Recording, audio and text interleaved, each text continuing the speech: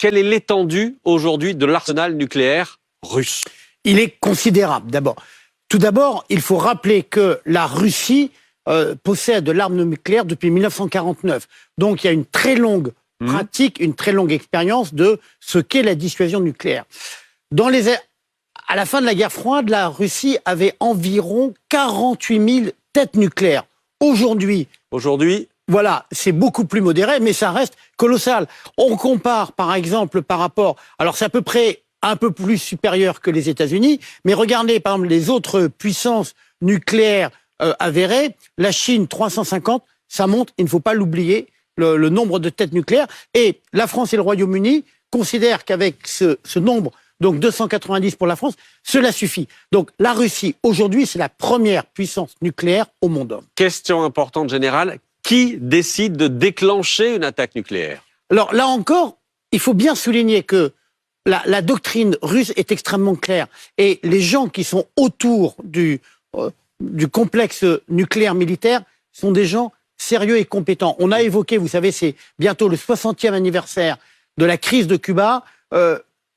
Même du côté russe, on ne fait pas n'importe quoi. Celui qui décide, c'est Vladimir Poutine. Il est à gauche sur la photo. Voilà. Bien entendu, il bénéficie, il est entouré de son premier cercle. C'est-à-dire, par exemple, il va bénéficier, en cas de crise majeure, de ce que va dire son chef d'état-major des armées, de ce que dit son ministre des Affaires étrangères. Bon. Et donc, par contre, la décision lui appartient.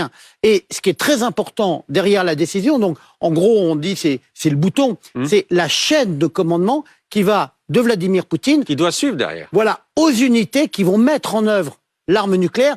Et c'est la raison pour laquelle on a...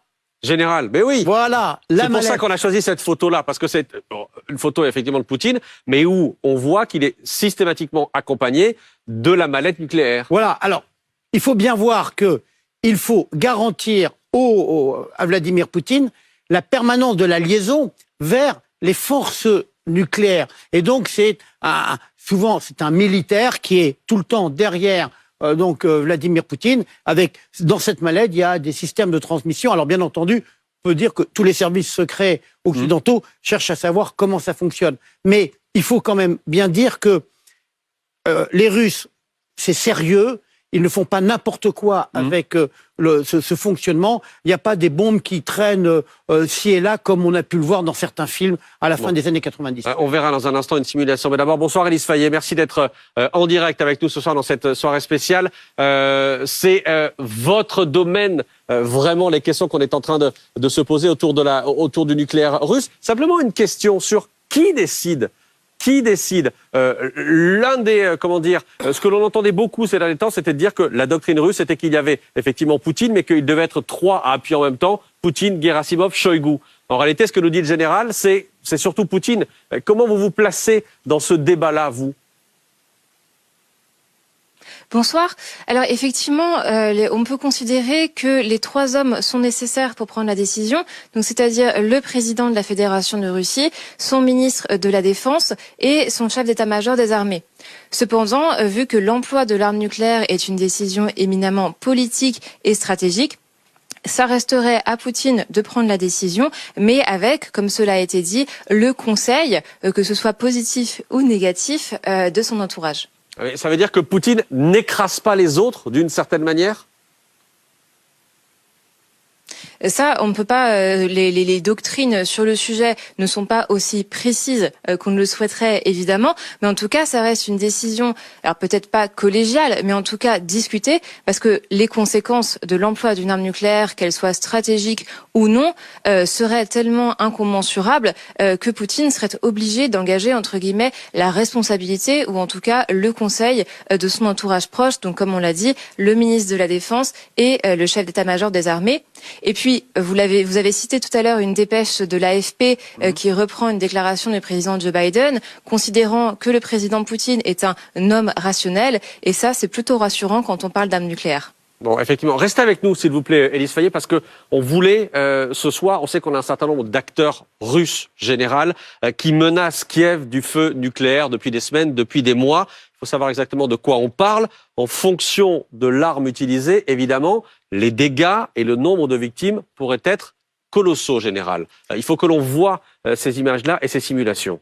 Oui, c'est extrêmement important parce que derrière, on a bien sûr, on ne connaît que 2 explosions, hein, c'est Hiroshima et Nagasaki, avec des effets destructeurs. Donc, tout dépend de l'importance de la charge, hein, en quelque sorte, de la puissance de l'arme, avec plusieurs effets.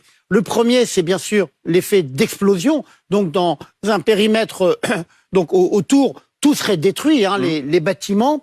Il y a un effet de souffle, donc qui peut se propager très loin. Et puis, bien sûr, le troisième aspect qui est essentiel, c'est la radioactivité qui, d'une part, peut provoquer pour les survivants qui seraient à l'extérieur des cancers à terme et la mort. Et puis, bien sûr, qui rend tout ce territoire totalement impropre. On peut pas rentrer. Et donc, c'est pour ça que l'arme atomique, son emploi constitue un tabou, parce qu'il y a de telles contraintes que on réfléchit à 2 fois avant de s'engager dans l'utilisation de ce type d'armes. Avec un point important, Élise Fayet, on entendait un certain nombre de spécialistes, notamment du côté des États-Unis, dire que, en réalité, il fallait sans doute arrêter avec le débat entre armes tactiques, c'est-à-dire armes nucléaires de faible puissance, et les armes beaucoup plus puissantes, parce que eux disaient, par exemple, c'est ce qu'on a pu lire cette semaine dans la presse française, dans la presse américaine, que ce serait sans doute plus difficile pour les Russes d'aller chercher une arme tactique, de devoir la déplacer,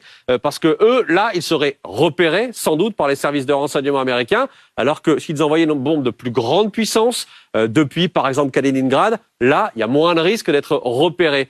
Là-dessus aussi, qu'est-ce que vous répondez dans ce débat-là ?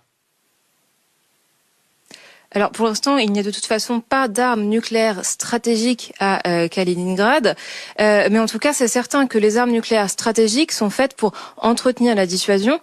Ce sont des missiles à très très longue portée, donc des missiles balistiques intercontinentaux qui seraient capables, par exemple, de frapper Paris ou New York, lancés depuis des silos, c'est-à-dire depuis des silos enterrés qui sont largement surveillés, mais aussi potentiellement depuis des sous-marins. Et évidemment, le principe d'un sous-marin, c'est de ne pas pouvoir être détecté.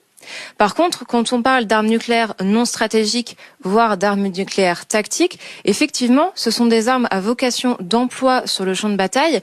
Et il est important de savoir que les têtes potentiellement nucléaires et les vecteurs, c'est-à-dire les missiles, en fait, sont séparés. Et donc, vous avez dès maintenant des missiles, par exemple Iskander, enfin des systèmes Iskander qui sont utilisés dans la guerre en Ukraine et qui sont capables autant d'emporter une charge conventionnelle que d'emporter une charge nucléaire. Mais si jamais un jour, et pour le moment l'hypothèse reste extrêmement faible, le président Poutine et son entourage décident de mettre une charge nucléaire sur un système Iskander, alors effectivement, on serait capable d'observer le transit, le transfert depuis les sites de stockage de ces têtes jusqu'aux missiles.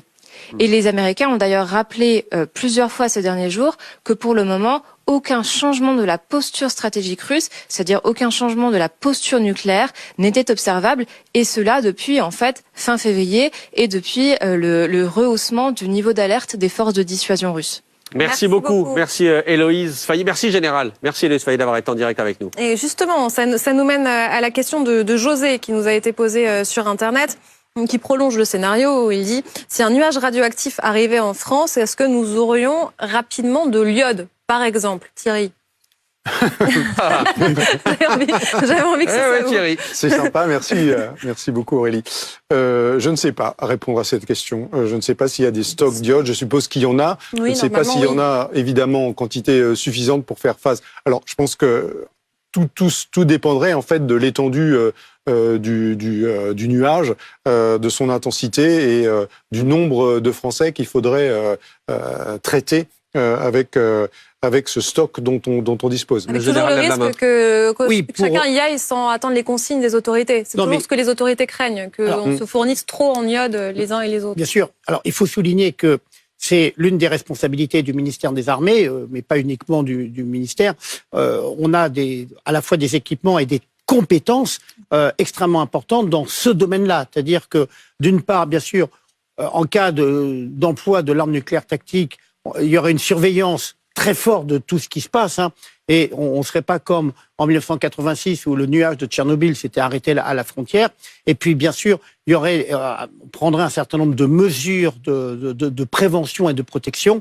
Mais oui, c'est quelque chose qui est extrêmement surveillé, ne serait-ce que parce que nous avons aussi des centrales nucléaires sur le territoire. Donc, des dispositifs sont prévus en cas d'incident. Ce qu'on peut dire, c'est qu'en Ukraine, aujourd'hui, les autorités distribuent des pastilles d'iode à la population, notamment dans la région de la centrale de Zaporijia. Ouais, évidemment, je le disais tout à l'heure, on a énormément de questions ce soir qui tournent autour de cette de ce sujet du nucléaire. Vous nous avez envoyé énormément de questions. Question de Nassim, par exemple, qui nous est arrivée par QR code. Voilà la question. Quelle serait la riposte de l'OTAN si Poutine avait recours à une arme nucléaire tactique sur le sol ukrainien? L'éternelle question. C'est, bien sûr, alors, tout d'abord, il faut rappeler que depuis le 24 février, l'OTAN a rappelé que l'Ukraine n'appartient pas à l'OTAN et que donc ne s'applique pas à ce qu'on appelle le fameux article 5, qui dit, l'article 5 signifie que lorsqu'un pays de l'OTAN est agressé, eh bien, les pays alliés vont à sa rescousse.